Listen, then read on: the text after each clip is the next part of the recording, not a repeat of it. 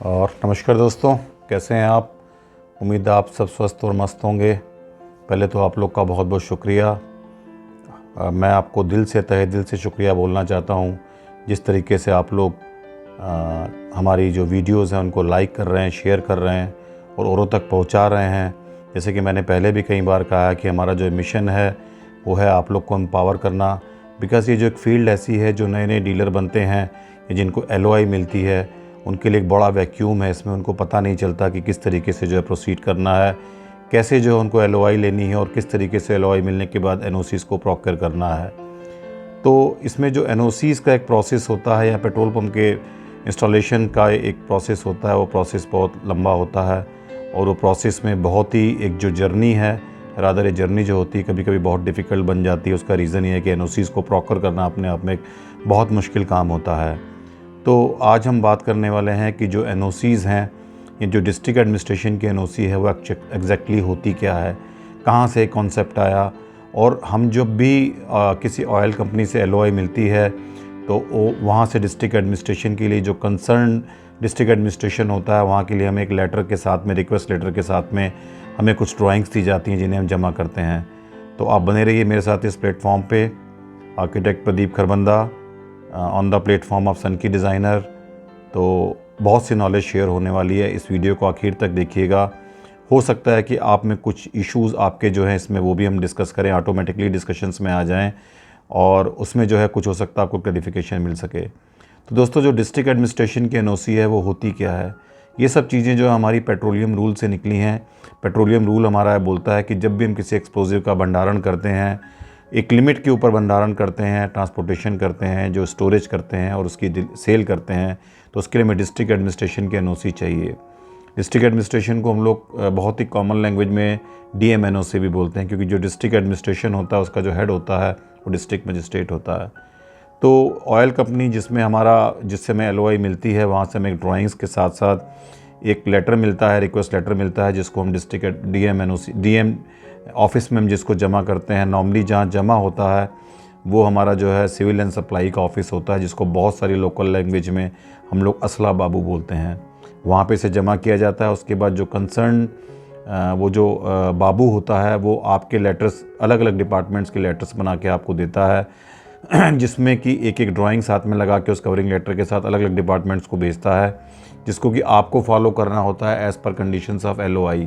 ये सब चीज़ें जो हैं दोस्तों हमारी पेट्रोलियम एक्ट से निकल के आती हैं, पेट्रोलियम रूल से निकल के आती हैं और ये हमें रिस्ट्रिक्ट करती हैं कि डिस्ट्रिक्ट एडमिनिस्ट्रेशन की NOC हमें चाहिए। और डिस्ट्रिक्ट एडमिनिस्ट्रेशन की NOC लेने के लिए हमें अलग अलग उन डिपार्टमेंट्स की NOC चाहिए, जहाँ पे जो है वो DM के यहाँ से लेटर्स को भेजा जाता है। तो उसमें जो पहला डिपार्टमेंट होता है वो नॉर्मली होता है आपका पोल्यूशन डिपार्टमेंट।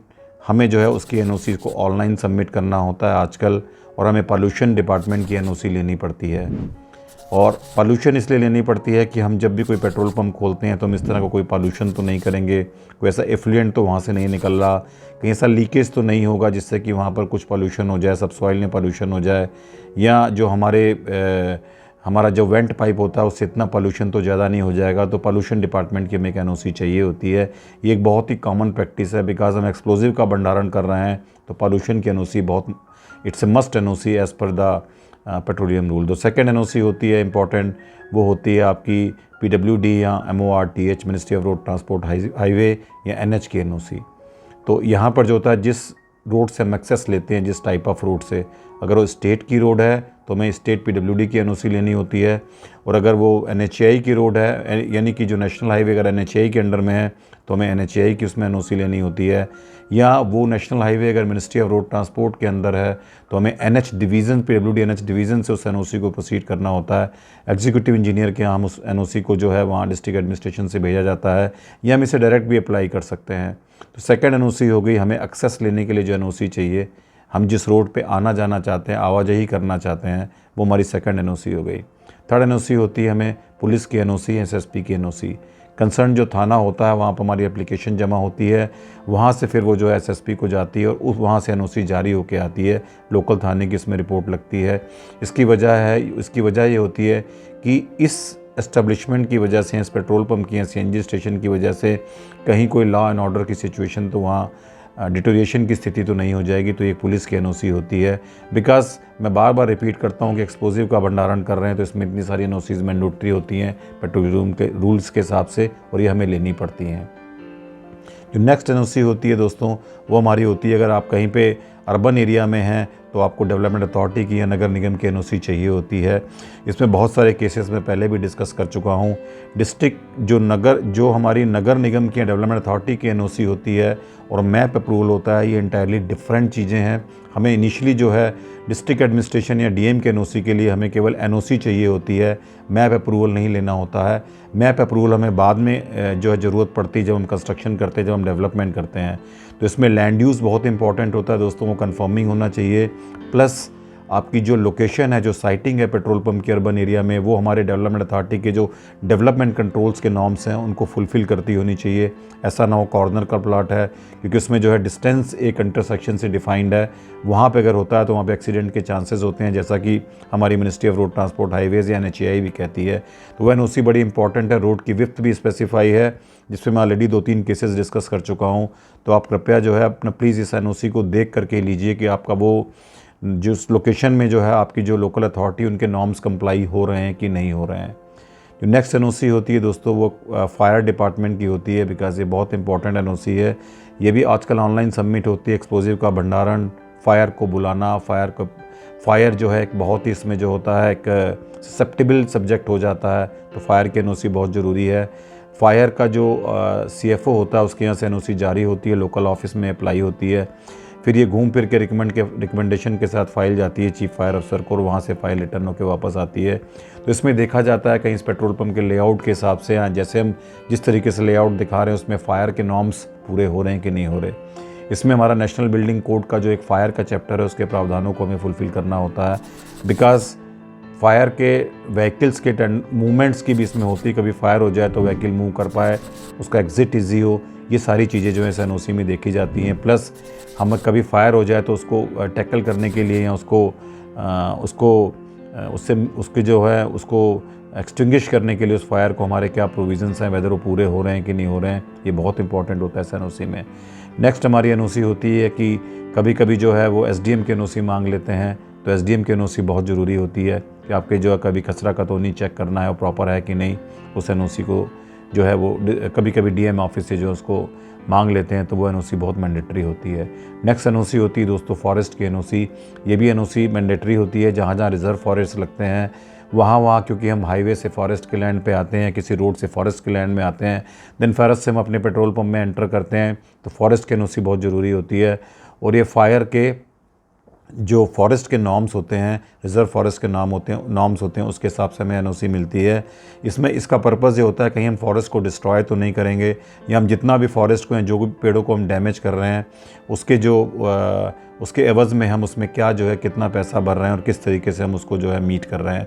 तो यहाँ पर जो है बहुत इंपॉर्टेंट है फॉरेस्ट की एनओसी को। ये भी एनओसी ऑनलाइन सबमिट होती है, पर हमें फॉरेस्ट की एनओसी तभी मिलती है जब फॉरेस्ट की एनओसी हमें तभी मिलती है जब हमें जो है एक्सेस परमिशन मिल जाए रोड्स के PWD से, NHAI से, तो और उसके बाद हमें जो फॉरेस्ट की एनओसी मिल जाए और पॉल्यूशन की एनओसी मिल जाए, तो उसके बाद ही हमें जो है ये फॉरेस्ट की एनओसी में अप्लाई कर सकते हैं। ये मैंडेटरी है इसको अप्लाई करने से पहले। और कभी कभी जो एनओसीज़ होती हैं, 1-2 एनओसीज़ और मांग ली जाती हैं, जैसे इलेक्ट्रिकल डिपार्टमेंट की एनओसी मांग ली जाती है, तो वो आकर के देखता है कहीं आसपास जो है कहीं ऐसी रोड कोई ऐसी इलेक्ट्रिकल की वायर तो नहीं जा रही, हाई टेंशन लाइन तो नहीं जा रही, तो इलेक्ट्रिकल एनओसी बहुत इंपॉर्टेंट होती है। कहीं कोई इलेक्ट्रिकल की ऐसी लाइन या कोई अंडरग्राउंड लाइन या कोई ऐसी चीज़ जिससे जो फायर के चांसेस हों, डिस्टेंसेस पूरे मेंटेन करने होते हैं, तो ये एनओसी बहुत इंपॉर्टेंट होती है। इलेक्ट्रिसिटी डिपार्टमेंट से मिलती है, वो आते हैं, विजिट करते हैं और आपको एनओसी जारी करते हैं। तो दोस्तों इतनी मिनिमम एनओसीज़ की ज़रूरत पड़ती है। जब ये एनओसी हमें जारी हो जाती है कंसर्न डिपार्टमेंट से, सेपरेट डिपार्टमेंट से, तो एनओसी डिस्ट्रिक्ट DM के ऑफिस में जाती हैं, तब DM जो एनओसी होती है वो इन सब एनओसीज़ का कंपाइलेशन होता है। ये बहुत इंपॉर्टेंट है। अगर आप किसी भी DM एनओसी की लैंग्वेज को देखना चाहें तो आप देखिए, DM NOC is nothing but compilation of all these NOCs with the condition कि अगर इनमें से कोई भी एनओसी अगर वायलेट होगी तो आपकी डिस्ट्रिक्ट एडमिनिस्ट्रेशन की एनओसी नल एंड वाइड होगी। तो आज हमने दोस्तों डिस्कस किया कि डिस्ट्रिक्ट एडमिनिस्ट्रेशन की एनओसी क्या होती है, इसके बिना आप आगे मूव नहीं कर सकते हैं। डिस्ट्रिक्ट एडमिनिस्ट्रेशन की एनओसी हमें फाइनली चाहिए होती है। इसमें दोस्तों बहुत इंपॉर्टेंट पॉइंट है, मैं कई बार देखता हूँ कि कंपनी के ऑफिसर्स जो होता है हर डिपार्टमेंट में अलग अलग ड्राइंग जमा करते हैं और depending upon the norms of that. तो मेरी इसमें एक रिक्वेस्ट है कि कोशिश करिए कि आपकी ड्राइंग सेम हो हर डिपार्टमेंट में, और क्योंकि ड्राइंग्स पे भी जो है एक अप्रूवल मिलता है एक अलॉन्ग विद द लेटर, तो आपकी अगर ड्राइंग सेम है हर डिपार्टमेंट में तो आपके लिए बहुत अच्छा है। और डिस्ट्रिक्ट एडमिनिस्ट्रेशन की एनओसी वही एनओसी होगी जिस पे जो है बाकी सारे हमें डिपार्टमेंट्स की एनओसी मिली है। तो डिस्ट्रिक्ट एडमिनिस्ट्रेशन के एनओसी के बिना आप मूव नहीं कर सकते हैं। और इसके अलावा जब हम एसडीएम के एनओसी लेते हैं तो हमारे पास चेंज ऑफ लैंड यूज़ जो है, लैंड यूज़ कन्वर्जन बहुत ज़रूरी है, वो होना चाहिए। जब हम अर्बन एरिया की बात करते हैं तो हमें एक कन्फर्मिंग लैंड यूज़ चाहिए होता है, और कभी कभी अगर कोई ऐसा लैंड यूज़ है इसके लिए हमें इम्पैक्ट फीस अगर फ़ी पे करनी है तो वो हमें करनी पड़ती है, डेवलपमेंट चार्जेस पे करने पड़ते हैं। तो दोस्तों ये कई बार मेरे साथ क्वेश्चन आता है कि इसका प्रोसेस कितना लंबा है। तो मैं आपको बता दूं कि इस एनओसीज़ को लगभग लेने में हमें 45 से 60 डेज़ लग जाते हैं अगर आप प्रॉम्प्टली मूव करते हैं, सब एनओसीज़ को एक साथ मूव करते हैं। बट नॉर्मली अगर देखा जाए, अगर आप कोई स्ट्रेटजी बना के नहीं चलते हैं तो अराउंड 90 डेज़ लग जाते हैं। इसमें जो मोस्ट डिफ़िकल्ट एनओसी होती है, जो बहुत ही एक टायरिंग एनओसी होती है, वो हमारी जो है ministry of road transport highways NHAI की एनओसी होती है। बिकॉज इस ये जो एनओसी होती है एक हाईली टेक्निकल एनओसी है, इसके नॉर्म्स बड़े स्ट्रिंजेंट हैं। हालांकि इसको ऑनलाइन कर दिया है और मुझे उम्मीद है कि ऑनलाइन होने से प्रोसेस थोड़ा ईजी हो जाएगा और ये एक जो है फैसिलिटेट होगा, एक प्रोसेस जल्दी होगा जिससे हमारी एनओसीज़ जल्दी से जल्दी आएंगी। आखिर में दोस्तों मैं एक बात बहुत इंपॉर्टेंट कहना चाहता हूँ कि डिस्ट्रिक्ट एडमिनिस्ट्रेशन की या डीएम की एनओसी भी ऑनलाइन सबमिट होनी चाहिए, और ऑनलाइन हर डिपार्टमेंट में जो है इस लेटर को, ड्राइंग्स को भेजा जाना चाहिए। और एक लिमिटेड समय टाइम पीरियड के लिए जो है इस एनओसी को जो है एक टाइम बाउंड कर देना चाहिए कि इतने दिनों में आपको एनओसी देनी ही देनी है। अगर आप नहीं देते हैं तो हम इस एनओसी को जो है डीम्ड अप्रूव्ड मान लेंगे। अगर ऐसी कंडीशन हो जाए तो बहुत अच्छा रहेगा, बिकॉज मेरा ये मानना है कि पेट्रोल पंप सीएनजी स्टेशन जो हैं ये भी एक हाईवे एमिनिटीज़ का पार्ट हैं, और ये एक जो है जो हाईवे यूज़र्स हैं या जो ट्रैवलर्स हैं जो लॉन्ग फ्लीट पे चलते हैं उनके लिए बहुत इंपॉर्टेंट हो जाता है कि वो फ्यूल ले सकें। और फिर मैं बार बार जैसे कहता हूँ मल्टी फ्यूल्स के एक आउटलेट्स बनाने की कोशिश करिए, और फ्यूलिंग के साथ साथ आप थोड़ी सी फैसिलिटीज़ जैसे आपके लॉजिंग के लिए या आपके फूडिंग के लिए कुछ ऐसे पॉइंट्स ज़रूर बनाइए जिससे कि आपके लिए एक सक्सेसफुल वेंचर बन सके, और जो आपके पास फ्यूलिंग के लिए है उसको एक डिफरेंट टाइप का एक्सपीरियंस हो।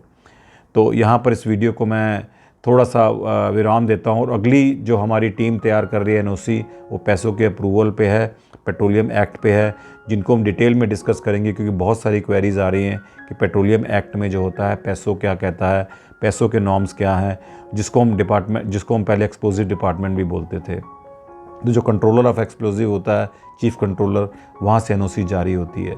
तो हम इसको जो है नेक्स्ट वीडियो में देखेंगे। अगर आपको लगता है कि वीडियो आपकी कुछ इन्फॉर्मेशन प्रोवाइड कर रही है, कहीं कुछ आपको एम्पावर कर रही है, तो इस वीडियो को लाइक करिए, शेयर करिए, और टेलीग्राम ग्रुप को या टेलीग्राम चैनल को ज्वाइन करना मत भूलिए, क्योंकि वहाँ पर आप ड्राइंग्स भेज सकते हैं, अपने डॉक्यूमेंट्स भेज सकते हैं और अपने इनपुट्स ले सकते हैं। Last not in the least मैं एक बात कहना चाहूँगा कि बहुत से लोग बहुत डिस्करेज लग रहे हैं कि उनकी एनओसी जारी नहीं हो रही। तो मैं एक बात कहना चाहता हूँ, ये एक प्रोसेस है जो मैंने पहले भी कहा, इसको आप इंजॉय करिए। ऐसी कंडीशंस बहुत कम आती हैं कि आपके एनओसी जारी ना हो। कभी कभी अड़चनें हो जाती हैं, नॉर्म्स का कंप्लायंस नहीं होता, पर इट डजंट मीन कि वहाँ एनओसी नहीं होगी, आपको उसका वे आउट फाइंड करना होता है। बहुत से लोग जो हैं मुझे ऐसा लगता है ड्यूरिंग कन्वर्सेशंस टेलीग्राम पे जब मैसेज आते हैं तो कंसल्टेंट या आर्किटेक्ट को हायर करने में जो है बहुत कीन नहीं होते। मेरी रिक्वेस्ट है कि हाईली स्पेशलाइज्ड सब्जेक्ट है, ये चैनल उनको सब्स्टिट्यूट नहीं कर सकता है। हम केवल आपको ये इन्फॉर्मेशन प्रोवाइड करने की कोशिश कर रहे हैं, तो आप किसी भी अच्छे आर्किटेक्ट को उनको जो है आप हायर करिए। और बहुत से लोग साइट स्पेसिफिक इश्यूज़ पूछ रहे हैं, तो कभी कभी क्या होता है बिना साइट को देखे, बिना उनका सर्वे किए वहाँ पर जवाब देना थोड़ा मुश्किल हो जाता है। तो मैं उन लोगों से माफ़ी मांगना चाहता हूँ कि जिन लोगों को हो सकता है कि मैं 100% सेटिस्फाई नहीं कर पा रहा, बट प्रयास पूरा है कि हम आपको जितनी नॉलेज शेयर कर सकें, आपको एम्पावर कर सकें, हमारे लिए एक बहुत खुशी की बात होगी, और इस चैनल का मकसद भी वही है। तो आपको बहुत बहुत धन्यवाद, थैंक यू वेरी मच। इस वीडियो को लाइक करिए, शेयर करिए, और ट्यून्ड अप रहिए नेक्स्ट वीडियो के लिए जिसमें हम पैसों डिस्कस करेंगे। अगर आप किसी और टॉपिक से वीडियो चाहते हैं तो प्लीज़ कमेंट बॉक्स में कमेंट करना मत भूलिए। आपके कमेंट्स का हमेशा वेट रहता है। जब आप थम्स अप करते हैं तो बहुत खुशी होती है, इनकरेजमेंट मिलता है। थैंक